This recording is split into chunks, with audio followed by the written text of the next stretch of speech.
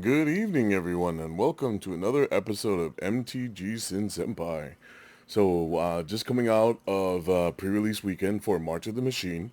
It was a very eventful one this time around. I happened to do, it wasn't just 6 particular events this time, it is a total of 7. So I had the pleasure of both judging and playing in 7 events, pretty much almost back to back. First one being 7 p.m. Friday night, 12 a.m. Into the morning, 5 a.m. into the next morning, noon the next day, that same day of the 5 a.m., 7 p.m. that same Saturday, noon the next day on Sunday, and 7 p.m. again on Sunday evening. So that is a total of 7 events that I was able to happily judge and participate in. And if you do the math, there's not that much time in between for sleep for most of those. And yep, you're pretty accurate in that assumption. I think I have a total of maybe, I think, 10 hours of sleep for the past 4 days altogether on board, if I'm correct about that. But we did get ourselves a lot of packs. Got ourselves a couple promo packs. I forget exactly what qualified for these. I did. A lot of the weekend was kind of a blur. There's a lot of things that went on. I'm going to do my best to kind of get my thoughts in order to, and do. I do have a couple decks that I wanted to break down. Fun story. I actually had there was the two-headed giant event on Sunday at noon, and due to the it was an odd number of players. We had one person. We would have one person that did not have a partner. So essentially, either have that one person not play, or I offered this up for everyone there, and it was a little bit harder than I anticipated. But I actually played solo, built both decks on my own, opened everything and did everything on my own. Luckily, I had some help with someone assisted me in sleeving, and it was definitely a fun experience. I do actually have those 2 decks set to the side just because the power of the cards, the decks themselves were a lot of fun to put together. It's just the sorting the sheer amount of cards, having doing it by yourself is actually a little bit harder than anticipated, and then playing both decks at the same time with no fellow input. It was actually it was both. It was nice not having to discuss and deliberate with a partner, but at the same time, I had to do it all on my own, and sometimes I might have missed things that I could have done a little bit better. But overall, it was definitely an experience. Have a bunch of set booster packs here to open up. Each pile has 2, 4, 6, 8, so that's 8, 16, 32 packs. That's 32 packs of set boosters to open. I believe that's more than a box. um, it's a combination of winnings of my own, and my wife was able to participate in a few of those events with me. So all of our prizing is pretty much all together here. And yeah, let's go ahead and start cracking these packs and seeing what else we get, because they're obviously the kits themselves. I'm trying to remember what exactly we got, and overall there was a lot of fun things that we got, and there's a lot of fun things that I know I opened. I'm just trying, like, I went into this set not knowing what values of any of the cards were, just knowing that I really liked the set. And there's a lot of fun things that I was looking forward to. And the fact that the list cards up in the front here, Priest of Gix, kind of throws me off, but that's a pretty cool one. So set the list card to a side. Got ourselves a foil. Our rare is Guardian of Gurupur. And we got ourselves a Wrath. And wow, that is a Niv Mizzet Reborn. So first pack is a double rare pack with a list pull as well. So not too bad there, not too bad. And then we got ourselves Legends cards, our uncommon slots, lots of uncommons. Wow, only two commons in this particular pack, and then our art card on our land. First off, gotta say, this entire set, looking at preview season, it was a lot of fun seeing the preview stuff, but at the same time, I didn't really super pay attention to everything. But overall, like, this set was a lot of fun to play in sealed. It was, yeah, it was kind of bomb heavy. And then the inner Timmy in me was just ecstatic about a lot of the things that I was able to pull off and a lot of the things I was able to do. Multiple times in my sealed pool, I would have a deck that was either more consistent, but then had no bombs, and then I would have other decks that would just super bomb heavy, and then not be super consistent. Oh, my first Yargle and Multani, I really like that card, and the fact that this particular art treatment is actually really nice. But it was definitely a fun set to play. And oh look, we got ourselves a, is that a rare commander card, I think, as well? Look at that, that's pretty neat. I didn't even know about, like, I know there's the commander cards, And then the commander decks, I was actually able to get my hands on all of the commander decks. I might do some breakdown videos of opening all of those and kind of going over all the planes, because I'm a big fan of plane chase. And then but yeah, getting back to the set itself, it seems like it doesn't seem, it was a super fun set to play. It was very bomb heavy, and just like, if you're able to pull out, like, it's the Timmy Dream playing these big ridiculous rares and big powerful creatures, and a rare list card right off the bat. That's not too bad. That's actually, I remember playing with this way back in the day. This card was amazing. This card was a fun card to play, especially if you can give it to an opponent that did not have access to blue. That's hilarious. But it was an amazing set, lots of fun, and I'm super looking forward to drafting the set as well, just because the set, like, battles and everything, it's definitely an interesting new card mechanic that at first, speculation, obviously, it's like, oh, it's such a weird thing, but as playing it with them, they actually are not that bad. It doesn't really slow down the game too much. It really kind of depends, because almost every round did go to turns, which it is unfortunate, but it's pre-release, so that's kind of anticipated. That just kind of happens. But overall, it was a lot of fun. Lots of the flavor of this set is just amazing. I mean, it's literally Wizards' version of the multiverse getting put together and smashed into all kinds of fun. This thing, I unfortunately did not get to open during any of my events, but this thing is insane. I really like that particular card. And then battles themselves are just bonkers. Certain ones, there's a couple that are kind of lackluster. They're not that strong, but there's a good majority of them that, as I played them, they actually felt pretty good. Some of them, like the front part of them, are actually pretty solid. There's one that's like, it's a 3 mana. When it enters the battlefield, you'll deal 4 damage to either a battle or a player, and then 1 damage to a creature. And then it's not bad. It's like, the fact that it deals 4 damage to a player for 3 mana is not the best value-wise, but the fact that, ooh, my first treasure token that has this art, that's actually pretty sweet. Maybe a throwback to the Gauntlet, possibly. But ooh, nice mythic pull. We got ourselves a Jin Cataxis. I think this is going to be my 3rd one. I really like this particular Jin. The backside, I mean, it's decent.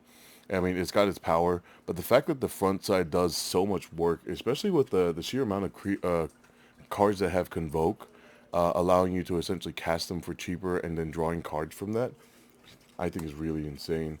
We got ourselves some commons and uncommons and battles. This particular battle is pretty nuts. The fact that it's removal on a stick, and then it allows you to essentially swing in and then make the team bigger. There are certain creature types that are very relevant. The most relevant, obviously, being Phyrexian. There's a lot of Phyrexians in this set, so just putting this on a Phyrexian and swinging in, making the team huge, is insane. I actually got Brutaclad in one of my sets, and the original Brutaclad does not have it, but they did update the Oracle text to where the Oracle text says Brutaclad himself is a Phyrexian mirror, and then the mirrors that he makes is actually Phyrexian mirrors as well. So it was yeah. I had kept on swinging in with and just making Brutaclad and the team just bigger every turn. It was pretty insane. It was great, tons of fun. I don't know why. I keep thinking that these elementals are supposed to be cats, but that's a goat. I guess technically the elemental could be pretty much any creature, but I mean, I kept looking at it and I think going goats. We got ourselves the Lore Master, and we got ourselves a Garuda. I love the treatment of these. These things just look amazing. Every one of the ones, like the original ones that came out in Korea, I think is when these came out. Was kind of funny, and the fact that I actually pulled a Lutri, I mean, there was no reason not to run the free card outside of your deck, and it allowed me to copy kill spells as well. Just, it was a lot of fun. It was definitely interesting to play with them, and the fact that they have the correct wording on the text now, because the original ones did not get that. They rotted it beforehand, before they came out, so there's that. Beginning of the invasion. For X battle cards with different mana rating, put them onto the battlefield and shuffle. Wow, that is a 5-color battle card. I might actually build a battles deck. It sounds like a fun idea. This particular battle is one of the goofier ones. I really like that. The fact that it's gives you 2 creatures +2/+0 vigilance and haste, and then the other side This ability is insane. 2/3/2s that whenever they attack with at least another thing, they get +1/+1 counters. They are red, white warrior tokens. It's just just fun cards. Like a lot of the battles, they were just like I said earlier. They were a lot of fun. They actually did a lot of they did affect the board pretty greatly, and they actually were not that hard to get to flip over, either through combat damage or there are plenty of effects that allow you to essentially pretty much flip them, which is a lot of fun. And then I do apologize if I start to clear my throat a little bit more than normal. There was a lot of shouting this weekend, and my voice is very hoarse. I'm sure y'all can tell, but going to be just powering through and discussing everything and just going over like this. Lots of this is just an amazing set. Setting my foils to the side. Another Yargle and Multani. I'm going to do something with these. I don't know what just yet, but I'm definitely doing something with them. We got ourselves a Tyrael, and hey, look, a OG Yargle himself.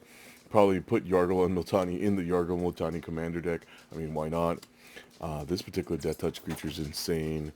I really like this particular creature as well. Oh man, the Phyrexian enchantment's nuts. Just a lot of just fun stuff. And then you'll see this time, I know I keep saying it, and I'm actually going to do the breakdowns of some of my commander, or not commander decks, but my actual pre-release decks. A majority of them, I did my best to keep them together this time around. And there's a couple that I just have to go over just because the interactions and the crazy bomminess of them. And then there's some story time that I have for them that were just amazing. We got ourselves our first mythic battle. I think this is my first mythic battle I've pulled, period. This one's actually pretty fun. And then the fact that you get this, being of your upkeep, you can put a permanent card from your hand onto the battlefield. That is insane. Like, this is one of those battles that allows you to grab pretty much all your bomb heavy stuff back from your graveyard, and then if you get that to flip over, which is actually pretty easy, especially in green, with big stupid creatures. It was just a lot of fun, and so just keep on going. Starting to get I will admit I still think I'm a little bit delusional from the lack of sleep, and I think this is my first foil land that I've pulled, period, out of any of my packs, and that just looks amazing. I really love the art on this, and the fact that it's like, if you look at it very carefully, there's that Phyrexian symbol just in the background. That's a lot of fun. I'm going to set that foil land to the side, but I think it's my first full art foil land there. Got ourselves some more cards to go through, and then just the art treatments and all the different types of cards and types of borders, and then the mythical land, and then this one's etched, I guess is what it's considered. We got ourselves an etched Timoret. Regardless, I obviously I'm not. I may be pronouncing that name wrong. If I'm pronouncing it right, awesome. Oh, Atali. This Atali is so much fun. I played it so many times, but I never flipped it over for the other side. Just the fact that it's guaranteed hits from the front effect is insane, and the fact it becomes an 11/11 indestructible, absurd. But I never actually had to do that particular side. Every time I think I cast my Atali, it ended the game in my favor almost every time. It was absurd, and it's just a powerful card. And then, oh wow, I don't think I've even seen this. Like, the number of events that I did, and the fact that I'm still, like, as I'm opening cards, I'm like, there's some that I still have not seen. Now, are they maybe commander-specific cards that just don't have the symbol for the commander symbol on them? That's a possibility. I might have to do a little bit of research on that, because I do remember there's some cards from the Phyrexia All Will Be One set that whenever you open set boosters, you have the chance to get them, but they didn't actually pop up in the regular set, and things like that. It was kind of weird. This Grafted Butcher is an amazing card. It's a value 2-mana 2/2 Lord, and the fact that it has built-in recursion on its own, I feel like it's going to do a lot of things. This particular Emoti, I know Emoti is a pretty strong card that people have played, but I don't like I'm not a big fan of the treatment. This particular treatment was not the biggest. I'm not the biggest fan. At least they got rid of the stupid attempt at hieroglyphic lettering, so at least it's legible. But not the biggest fan of that particular treatment. But yeah, this set, I think I go over it almost every time I do a video. The power creep is definitely real. It is insane how much powers just in a lot of the cards. There's a couple, I'm trying to remember it right now, but there was a common that I was looking at, and when I looked at it, I'm like, holy crap, thing could have been a rare. It's just that good. Oh, speaking of rares, this thing is absurd. A hardened scales that allows you to essentially put plus one counters on things, and even though it's legendary, you can have run multiples of them and it not be a dead draw because you can cycle it away. This card is insane. It does done so much work, and like it's absurd. Excuse me. We got ourselves an Emery, Lurker of the Lock. It's a pretty solid card. Period. Got ourselves our common zone. See, I have not even seen this. Ancestral Wingspan. Who puts wings on a rhino? It's like, it's great. But like I said, I played a lot of this particular set, and of this set, there's still cards that I have not even seen. Like I've never seen that particular. That art is just hilarious. I might actually just find a way to throw it into something just because it'd be fun to play. Garbage tokens. Got ourselves our. Oh, look at that! That is our. Got ourselves a mythic partner duo. I think I actually opened this in one of my pre-releases, but I wasn't able to. The colors that I had didn't support it too well. But I do love the. As I get distracted by a Kenrith the Return King, a double mythic pack, by the way. That's really awesome, super neat. I do like a good majority of the partner cards. One of my favorite ones has got to be obviously Yargle and Multani. The meme is strong, but another one on more of a serious note, the Inga and Isuka partner combo or whatever they're called. Technically, they're not partners because it's on a single card, but you know the duo card, whatever it's classified as. Maybe we'll open one here, and if we don't open one in one of these packs, I know I have them that I ran in some of my decks. Won't be able to go over that. Got ourselves a rare in the list slot, which is, let's see, Dark Suspicions. At the beginning of each opponent's upkeep, that player loses one life for each card in his or her hand and more than you have in your hand. Oh, wow. Crazy. I don't recall ever seeing that. That's awesome.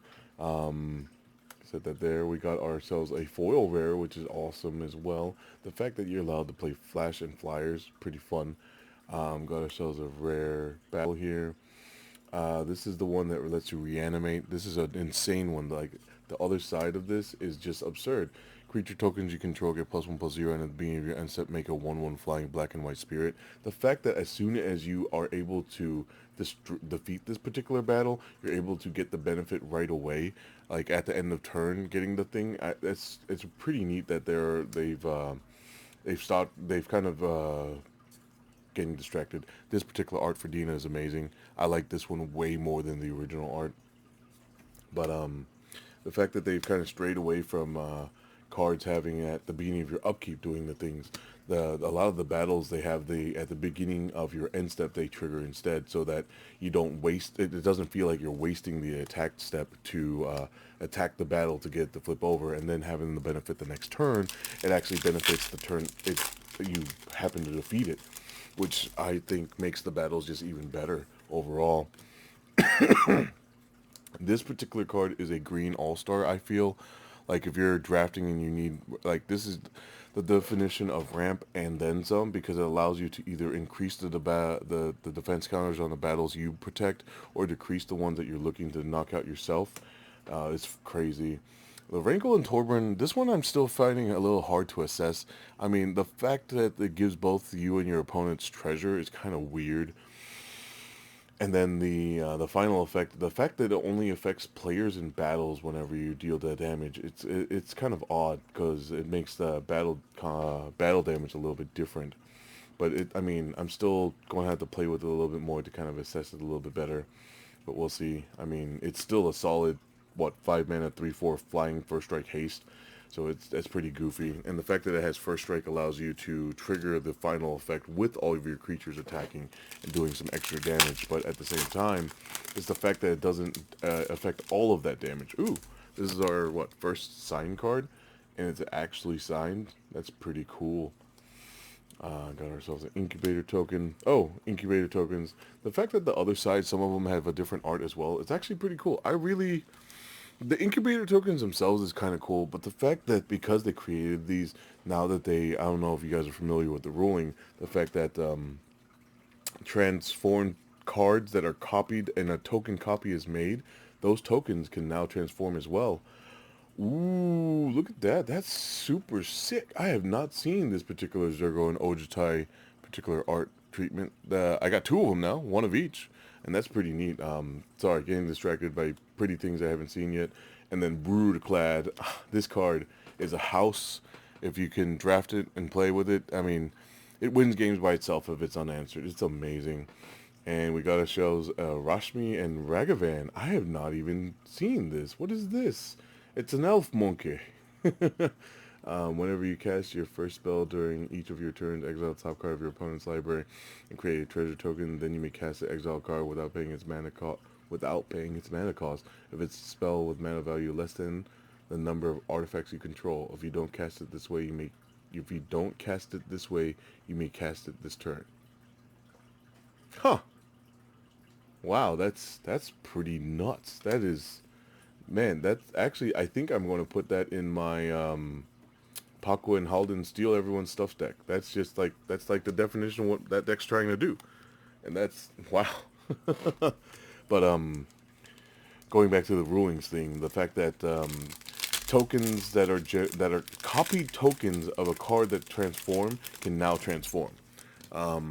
Meaning that if you make let's say, let's find a battle here. Let's say someone makes a copy of this battle for whatever reason, and they're able to defeat the battle. They get this token. They get a token copy of the other side of it. It's weird. It's like we'll see where things or how things go with it in the long run. I mean, overall, it's kind of cool. At the same time, it's kind of annoying. But we'll see how things progress. We get Burrell and Karisev. Hey, look, we make ourselves a Ragavan with this too. Um, there's that. Got ourselves Ryav, and then it's just more commons and uncommons. But the fact that the cards that make that so it's only the token copies too. If you have a clone effect with the actual physical card, that does not transform because there's no other side to it. So with that new ruling, it makes things a little bit different. So we'll see how things go. We'll see if it super affects things. Ooh, an elephant grass. I've actually had my eyes on this randomly. I know it's not that expensive of a card, but I really like.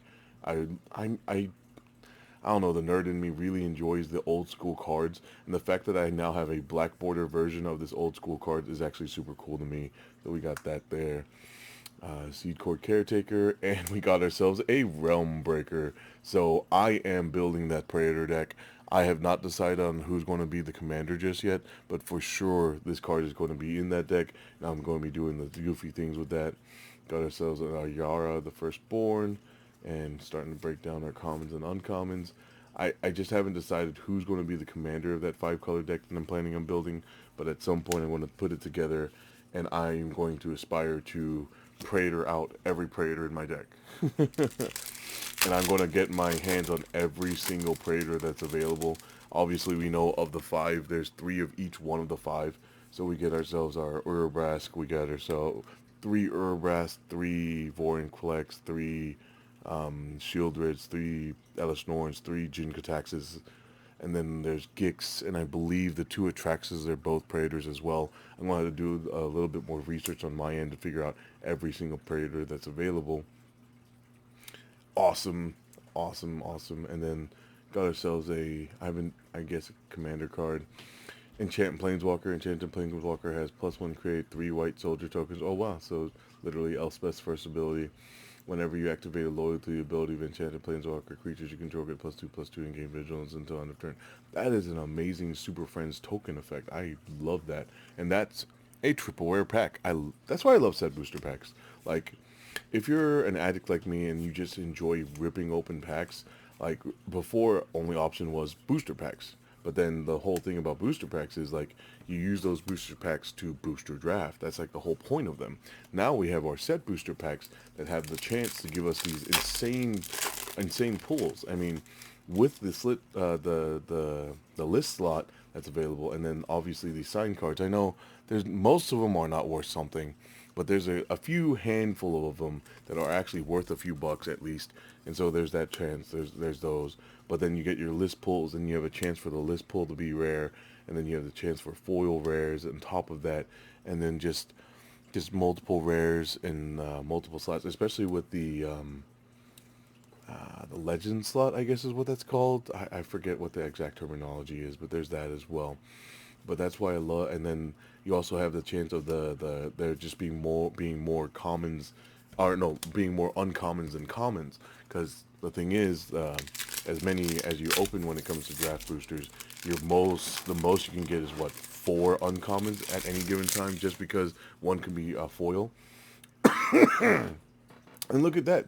Speaking of rare list card, return all lands to their owner's hands. I've never even heard of this, and this seems degenerate, and it's instant speed. So at the, oh man, I'm going to be doing something with that. That's just gross. And see, the fact that there's still a foil card in here, this card could have been rare as well. Unfortunately, not this particular time, but it is. But look at that. That's a quadruple rare pack. Look at that. Look, I mean, we got ourselves a Sunder, got ourselves a Invasion of Fiora, a Lathriel Bountiful Dawn, and Rowan's Talent. Like, that is awesome. See, this is the stuff I live on. I mean, are they all amazing rares? No, but this is a quadruple rare pack.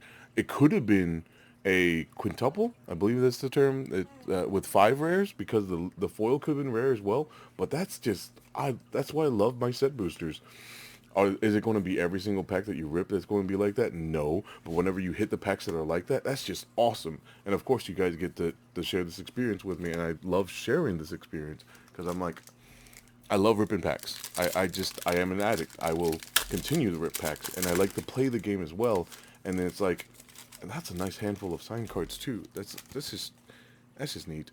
And then it's just a blast, and overall an experience that I will not stop sharing. And then look at that. I mean, that's another triple rare pack. Like, look at that. These are the things that it's just awesome. Tigan Ojutai. So this is the reprint, and then we got ourselves an Essence of the Orthodoxy. And Sunfall is like, it's a great throwback to, I forget the name of it, but there was a white rat that did pretty much the same thing, but instead of incubating, it just made a creature of that type. And like I said earlier, the fact that like that's 5 uncommons and then 2 commons, like getting you have more chances of hitting those uncommons that are possibly worth playing.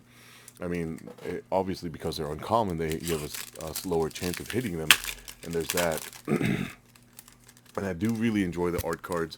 I know there's some people that just throw them away or whatever, but like, just look at that. That just looks amazing. I believe that's Skitherix, and that just is an amazing art. And I actually set them all to the side. I might do something with them. I haven't decided just yet, but at least I do set them all aside with all my tokens, and I just have a bunch of them. I gotta go and order. I believe this is Jin-Kataxis number 4, so I don't think I need 4 of these. So I might be putting those up on my store, which the store does exist, and I have to really get that put together. I believe I actually have access to a printer now, so I just got to get that set up, and I can actually start selling cards to everybody. I know I keep talking about doing that, and I know it's been on the back burner for a hot minute, but I'm literally just a few steps away of just getting that done. Got to get everything in order, and I can get that set up. With this being so old, I don't know if this was rare or not. Phyrexian Splicer, pay 2, tap it. Choose Flying, First Strike, Trample, or Shadow. Target creature with that ability loses it until end of turn. Another creature gains that ability until end of turn. That's neat. I have no idea what rarity that is. I've never even heard of this card. That actually seems like a lot of fun. I might do something with that. Got ourselves a Tiller of Flesh. Quintarius. That is an Urabrask, and that is the OG Urabrask, and this art looks amazing. It's like, I don't even know how to describe it. It just it sparks some kind of core memory for me. I can't put my finger on what that is. Like maybe Liger Zero from Zoids or something. I don't know. That's just awesome. That is super sweet. That is sick. I'm like, I really like. I both love and hate the extra treatments that a lot of the cards are getting. I mean, I love the fact that they are getting them. I hate the fact that there's so many of them, because like I'm at the point, it's like whenever I did it earlier tonight, I traded some cards with somebody, And he was like, "Oh, I'm interested in this card." I'm like, "Which variant?" I had 4 different ones. I was like, and then it gets to a point. It's like I really like this one, but this one's cheaper, and I only really need it for a deck to run it in the deck, and blah blah blah. It's like there's the benefits and then the drawbacks. The benefits obviously being you have multiple options now, but at the same time, there's a possibility that the option that you're interested in is super expensive just because it's harder to come by. Ooh, I think this is the first pack that had 2 battles in it. I may not have been paying attention super severely to confirm that, but there's still that, which is super awesome. And like, here's another adding on to that list. It's like of these 3 piles, or of the common and uncommon pile, the uncommon pile is actually a little bit higher than the common pile, which it's like it just adds to the fact of like that's why I just really love these set booster packs. Got ourselves another list card, Amber Prison. This one I think I remember seeing. You may choose not to untap Amber Prison during your tap step. Tap target artifact, creature, or land as long as it remains tapped. That permanent doesn't untap during your controller's tap step. Oh wow, that that's gross. That seems mean. Color seals a deep root wayfinder. See, another one of those cards that I have not even seen yet. Deal combat damage to a player or battle, surveil 1, then you may return a land card from your graveyard to the battlefield tapped. Oh wow, see that's neat. I'm digging that. And then Giganta. This Giganta art I really like. It's pretty fun. Unfortunately, I did open one, but I wasn't able to really run it. It just didn't help the decks. At least the ones that I was building. I mean, it technically is a 5 mana 5/5, and in retrospect, I probably could have found a way to slide it into the deck. But overall, it's just fun times, and we still have many packs to go. I mean, the sheer amount of packs that we still have here, and these are all prize packs. Like I didn't pay for a single one of these, and that's what's awesome. Like I earned all these packs, and at first off, the fact that I don't think of all the stamped ones, they've all been actually signed. They're not they didn't punk out and just do the stamps. Excuse me. And we got ourselves a Druid's Call, a list card. Whenever enchanted creature is dealt damage, its controller puts that many 1/1 green squirrel creature tokens into play. This is awesome. I'm going to be setting this to a side for me because I know I have a tokens deck that would really appreciate that. And this is a foil battle. I believe this will be my first one that I've seen in person. That just looks super pretty. I do enjoy me double face foil cards. It just the fact that the treatment is done so well, I really like that. I want to actually set this one. Oh, obviously I'm setting it to the side. Got ourselves a Quintarius, Rada, Emery, and then just fun cards. And then there's a lot of things to look forward to. I do have myself a collector booster box of the set that I'm going to be ripping open sometime this week. I also have a buddy of mine actually was nice enough to let me open his Phyrexian All Is One complete bundle. He was actually able to get his hands on one after the fact, and was actually able to get it at a fairly reasonable price. Oh boy. All weekend I have not been able to pull this particular card, and I finally have been able to pull it, and now I'm going to definitely be building a commander deck with this. Either building a commander deck with this, or putting this into my Selesnya tokens deck that I have already put together. I really, like, this is one of those Timmy cards, and I just enjoy, and I know that there's some people that have already done crazy deck ideas with it. But there's that, and here's our triple, and not a quadruple rare pack. But we still got ourselves a triple rare pack. I mean, this is the stuff that I live and thrive on. I mean, this is awesome. Got ourselves another Brutaclad. Got ourselves a Transcendent Message, essentially a instant speed Blue Sun Zenith that can convoke as well. If you had to choose between the two, I would just run Blue Sun Zenith, but this one's still a decent one with the Convoke. And then just Galta and Mavrin. Galta and Mavrin is just an insane. It's what, the 7 mana, 12/12 trampler already is absurd with extra stuff on it as well. Just nuts.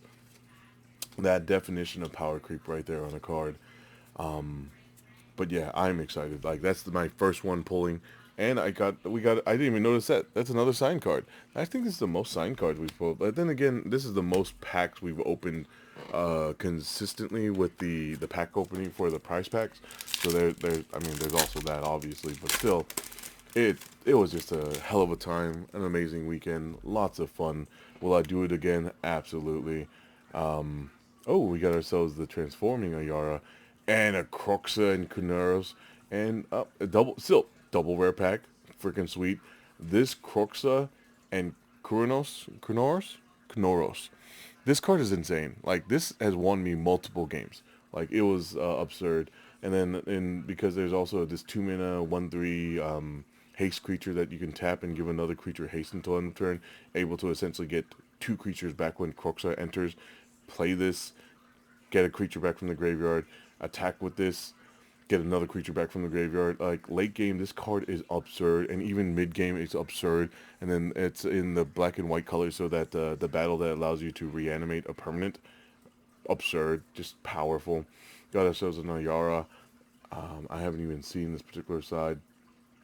At the beginning of combat on your turn, return up to one target artifact or creature card from your graveyard to the battlefield. Gain exile at the beginning of the next turn. I mean, uh, these two would be perfect together. It's just it's insane, like insane power in this entire set. It's like super bomb heavy, super consistent, lots of goofy things, and then like, man, it was just a fun time. It was an absolute blast. For the people that missed out on it, I'm sorry that you didn't get to do the pre-releases. But there, with everything going on, I know we haven't drafted this particular set just yet, but I'm super looking forward to drafting this set. There's a lot of fun things here. Perfect example of fun things. We got ourselves a Chandra Hope's Beacon. This is absurd. I mean, if nothing else, it's a 6 mana 5/5 that allows you to kill things, and it has the fact that it's got the instant and sorcery doubling stapled on it. Excuse me. It is such a powerful mythic. Every time I was able to run it, I made sure to run that particular card. It is an insane genre, and it mana ramps, and it lets you dig in for another instant or sorcery. It's just good. I like of the planeswalkers getting shown love. I mean, there's Teferi in the set as well, but you have to battle to get Teferi out. I feel like Chandra is just so much stronger. It's such a powerful planeswalker, and I know in Commander obviously she's going to get used. Someone's going to do something with it, but we'll see what constructed will look like with that particular one there. Doomscar Warrior. This is actually a pretty powerful card. I really like it. The fact that it allows you to get your creatures or lands, and allows you to pretty much put it on another creature. And then, fun fact for the people that didn't know: whenever you back up something, you can target any creature on the battlefield. So whenever you're doing a two-headed giant, you can back up your allies or your partner stuff and have them swinging in with the ability until end of turn, which is pretty sweet. And so, man, finally down to the last two packs. I mean, that's the first for me to say that. It's like, this is a lot of packs, and this has just been a blast. And I have more packs to go. I have that collector box to go through, and we got ourselves a, excuse me, got ourselves a double rare pack here. We got ourselves a Goreclaw Terror of Kalesisma, whatever, and the Hiri's Warcrafting, awesome pulls. And then, like I was saying, I have some commander decks I'm going to break down. I'm not sure if I'm going to go through every single commander, like every single in the commander decks. I might not. But for sure, I'll definitely be ripping open and then going over the Plane Chase cards that came in them. I'm a super big fan of Plane Chase. I love me my good old Chaos RNG, and so I already have sleeves ready for them. I just gotta open them up and sleeve them up and put them in my deck, in my planar deck, and it's gonna be a lot of fun. This particular Rona, I feel, is lackluster. I don't know if you guys have seen this particular one yet. I feel like it's kind of a trap, so keep that in mind. I mean, it might be performing better than I realize. I'm just, ignorant, not knowing what I'm talking about, which, most of the time. But he's hoping that someone else can explain to me why it's actually a good card. But overall, like, we got ourselves some amazing things here, and then we got ourselves a couple codes that I'm going to be giving out. So we got ourselves our first promo pack. Here's hoping we get something insane in this as well. I feel like we got some great things. I mean, just overall, just everything was great. And then look at that. That's a promo Yargle Multani with a rare foil. The hollow foil stamp shifted very heavily to the side. We got ourselves a Scrappy Bruiser and a talking about Teferis. I mean, we got ourselves a Teferi who slows the sunset. I don't remember if this particular Teferi is a good one. I don't think I even have this one particular one yet. So having a nice one with the stamp on it, that's pretty nice. I'm excited for that. And we got ourselves our handy dandy code card here. So whoever gets that, good luck to you. I hope you get the some amazing things. And I just realized, holy crap, this is a 40-minute long video. I didn't realize how much there was here, but this was just an entire blast. Got ourselves one more pack to open. I'm going to go ahead and rip it right now for everyone. Got ourselves a foil Sunfall. That's pretty pretty. Got ourselves, ooh, that's actually really nice looking in this particular treatment. I really like this. I feel like this might actually get played somewhere. We'll see. And we got ourselves a Mirex. It's lackluster. Is it the best? No, but it's still pretty nice. And then getting that treatment is super cool. And we got ourselves another code card here. And so, best of luck to the people that get the code cards. Please don't take up both of them. It would be nice if you guys can share. If someone gets both, I can't stop you. I mean, I'm just straight up giving these out. And then, yeah, look forward to the multiple videos that'll be coming out soon. Like I said, I think this is the third or fourth time I'm saying it. We got ourselves a collector booster box to open. Actually, I want to just got that right here. Look forward to that. That's going to be coming up soon. Got ourselves a complete edition bundle box to open as well. David, thank you again, sir, for letting me upside down, letting me have the opportunity to open this for you. I'll be doing my absolute best to take care of every card that I open for you. And here's hoping that you get some fire things. I hope that I can open some fire for you. I got some decks that I'm going to be doing the breakdowns for. I'm actually going to do it this time just because the decks were just that fun. And I did like crazy 5-color, 4-color piles and just absurd, absurd decks that I hope that it's weird.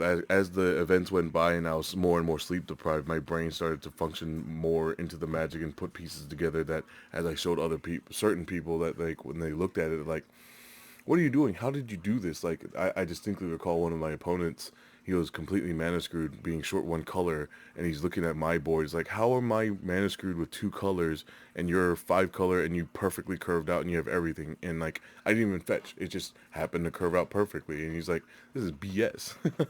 Like, stuff like that, like, it's a fun experience and like something that you can't get away with in pretty much any other event other than limited and doing like crazy sealed pools. Even in draft, I feel like trying to pull things off like that is not as consistent because you have your opponents that are drafting as well.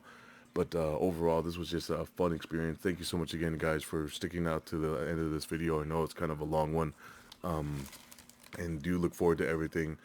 And do never forget, Senpai didn't notice. Y'all have a good night. Goodbye.